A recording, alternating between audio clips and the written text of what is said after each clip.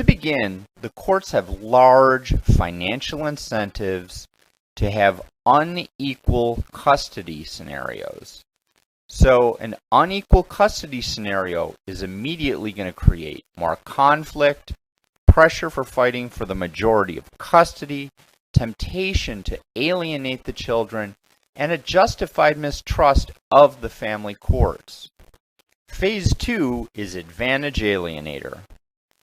Alienators have a lot of advantages in the court system, and the courts actually favor the alienator.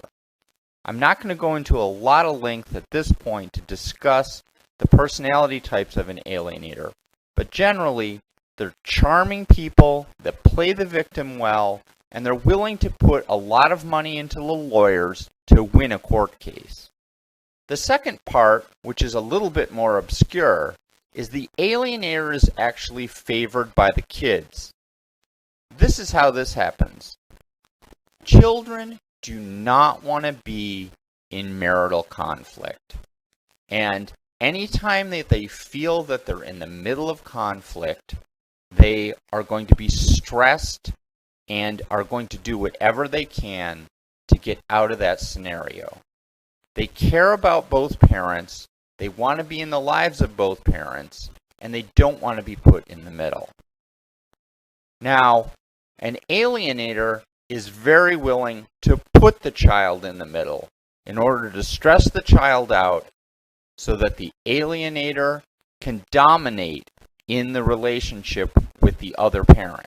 The problem from the child's point of view is escaping the conflict.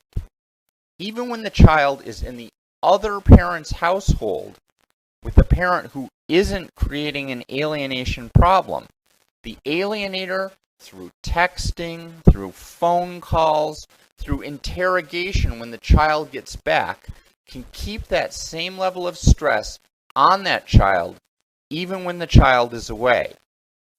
And so the child comes to understand that the marital conflict is a function of being with the other parent. And over time, that child's desire to be out of the stressful marital conflict makes the child prefer the alienator and, in very many cases, the abusive parent.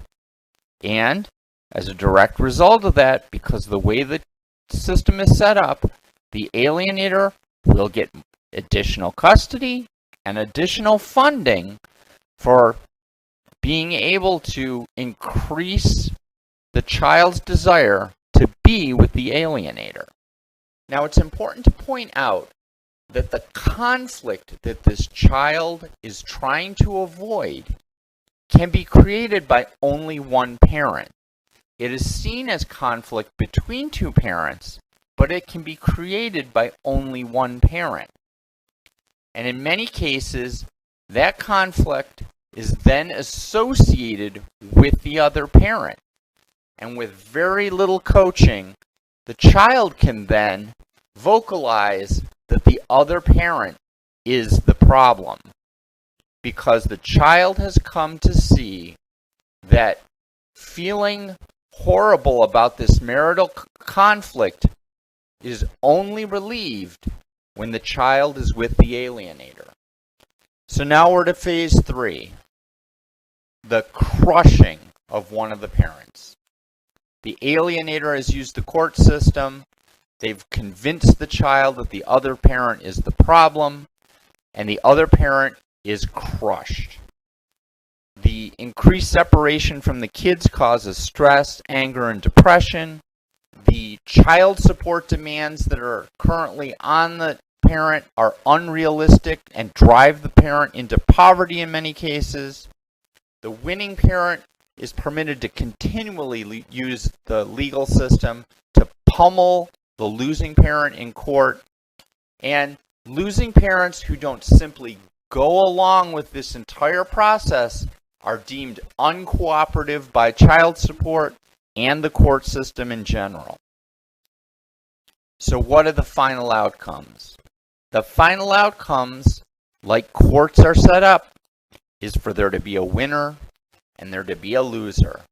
And in many cases within the divorce court system, the outcome is the complete elimination of a parent in the child's life. Parents that are driven so low into poverty or depression that they no longer can maintain a household suitable to even parent. Parents incapable of escaping the mounting child support debt.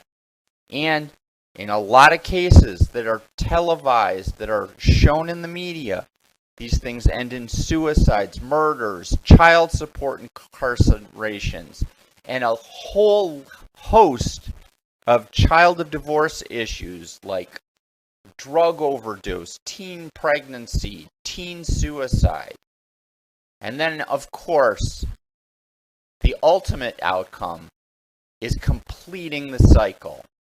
The child grows up learning the system, learning to become an alienator, and learning that using a combination of courts and parental alienation, he or she can crush people in order to make money.